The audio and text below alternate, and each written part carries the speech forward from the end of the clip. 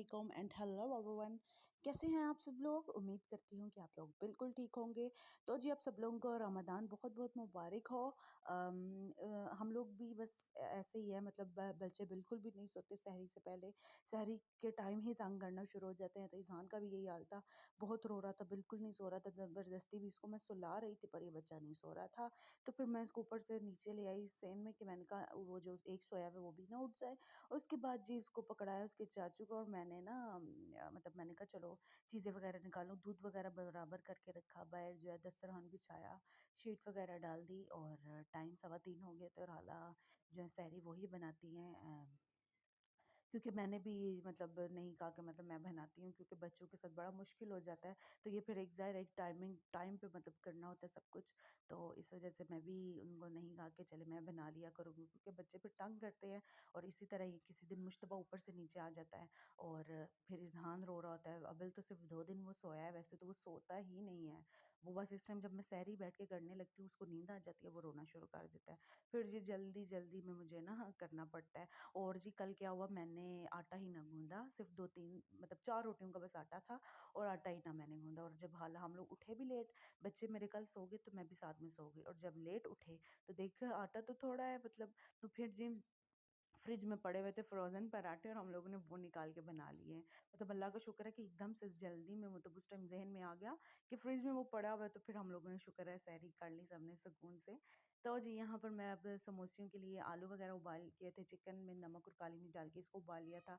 अब रोल पट्टी है ये बनाऊंगी, और साथ में समोसा पट्टी, एक समोसा पट्टी और एक रोल पट्टी बना ली थी मैंने। एक मैंने रख दी थी, वो इंशाल्लाह मैं उसकी रेसिपी आप लोगों के साथ शेयर करूँगी, और वो मैं आपको मज़ेदार से करके वो मैं इंशाल्लाह ज़रूर मैं आपको उसकी रेसिपी दूंगी। और जी यहाँ पर बस ये दिन का ही टाइम था, सहरी के बाद बस काम शाम ख़त्म करके सो गए थे, क्योंकि बच्चे भी सो जाते हैं फिर साथ में लेट उठते हैं। तो फिर जब नीचे आई थी तो फिर ये सब किया। इधर अब जी मुश्तबा के लिए मैं बनाने लगी थी, आलू का बैटर थोड़ा सा बच गया था, तो मैंने सोचा उसको सैंडविच बना के दे लेती हूँ। पर मजाल है जो उसने एक बाइट भी ली हुई इस सैंडविच की। फिर जी नमाज शमाज पढ़ी थी और नीचे आ गए थे कि अब अफ्तारी की तैयारी करते हैं। तो बस फ्रूट चाट बनाने लगी हूँ। यहाँ पर धूप आप लोग देख सकते हैं, इस टाइम 5 बजे भी कितनी धूप होती है हमारे किचन में। हर सबसे मतलब फ्रंट पे है ना, तो इस वजह से धूप बिल्कुल सामने आती है।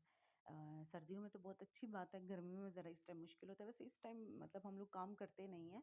और जी यहाँ पर मैं एक तैयारी कर रही हूँ, इंशाल्लाह इसकी रेसिपी मैं आपको ज़रूर दूंगी, वो मैं आपको अभी नहीं बताऊंगी। और आप लोग भी बताइए कि आप लोग अपने रमज़ान में मतलब क्या क्या सहरी में चीज़ें, सॉरी अफ्तारी में चीज़ें बनाते हैं। हम लोगों के घर में फ्रूट चाट होती है लाजमी, पकोड़े लाजमी होते हैं, और दही भल्ले, ये 3 चीज़ें तो लाजमी होती हैं। इनके साथ मतलब सालन रोटी भी लाजमी होती है, और बाकी बस जो जिसका दिल करे वो फिर बना लेता है। और जी यहाँ पर मैं बनाऊँगी पकोड़े। थोड़े से ही हम लोग बनाते हैं, इतना ज़्यादा नहीं बनाते, क्योंकि फिर और भी साथ कुछ ना कुछ पकौड़ों के साथ भी कभी चिकन फ्राई कर लेते हैं, कभी कभी टेंडर पॉप्स फ्राई कर लेते हैं। और साथ में भाभी बना रही थी शेक, और दूसरी भाभी जो थी वो बना रही थी दही भल्ले। और मैंने कहा जल्दी जल्दी से मैं शूट कर लूँ, और मैंने पकोड़े और रोल वगैरह फ्राई करके रख लिए थे।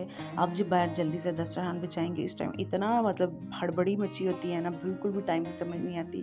बस भाग भाग के चीज़ें रखते हैं और रोज़ा का टाइम हो जाता है। और जी ऐसा कैसे हो सकता है कि चाय ना हो अफ्तारी के बाद? मैं तो लाजमी पीती हूँ, हमारे घर में और कोई नहीं पीता। मेरे साथ हाला होती है, हम लोग लाजमी अफ्तारी के बाद चाय पीते हैं। जब तक चाय ना पिए ऐसे चक्कर चक्कर से आते हैं, ऐसा लगता है बस नींद में है, नींद में है, नींद में है। क्योंकि बच्चे बहुत ज़्यादा तंग करते हैं, सोने ही नहीं देते हैं। और अगर रफ्तारी के सहरी के बाद मैं सोती हूँ, तो फिर वो इज़हान के उठने का टाइम, वो बार बार उठ जाग उठ जाग। 2 दिन से उसने कल भी ऐसे ही किया, आज भी ऐसे ही किया, बहुत तंग करता है। फिर जी हम रात में तकरीबन 12:30 का टाइम था, और मैं सोच रही थी बच्चों ने तो 3 बजे से पहले सोना नहीं है, तो मैं ना कपड़े वगैरह धो लेती हूँ। बस सोच रही थी क्या करूँ क्या ना करूँ। इज़हान बहुत रो रहा था, पता नहीं आज उसकी तबीयत ठीक नहीं थी, क्योंकि मैंने उसको आज नहला दिया था दिन में, तो बस बहुत तंग कर रहा था। और लेकिन जी मैंने कहा इतना क्या सोचना, बच्चे तो वैसे भी रोते हैं। तो जी मैंने रख ली मशीन, मैंने कहा धो लेती हूँ मतलब आज, क्योंकि बच्चों का जो छोटा कारपेट होता है जिस पे वो मतलब खेलते हैं ना बच्चे, तो वो बहुत गंदा हुआ था, तो मैंने सोचा वो तो फिर उनसे नहीं दिलवा सकती काम वाली से, तो मैंने सोचा मैं खुद ही धो लेती हूँ, क्योंकि वो वाइट कलर है तो फिर ज़्यादा गंदे कपड़ों में वो नहीं धुलता, उसका कलर ख़राब हो जाएगा। और जी वहाँ पर बनाया हुआ है तो मूढ़ी ने घर येलो भी, उसने अपना घर बनाया हुआ, मैं डर के मारे उस साइड बैठ ही नहीं थी रही, और मैंने कहा चलो इस साइड पे मैं पानी रख लेती हूँ, और पाइप बस बार बार खोल बांध कर रही थी।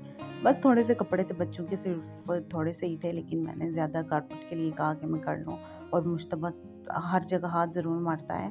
कारपेट भी बस निकाल लेते हैं, ये अब डालूँगी, और कपड़े जो है मैंने ऐसे ही डाल दिए हैं, स्पिन वगैरह नहीं किए, क्योंकि हवा आप लोग देख सकते हैं कैसे कपड़े हिल। लाइक सब्सक्राइब एंड शेयर लाजमी कीजिएगा, और मुझे अपनी दुआ में लाजमी याद रखिएगा। बस चले जी मैं आपसे लेती हूँ यहाँ पर इजाज़त। अल्लाह हाफिज़।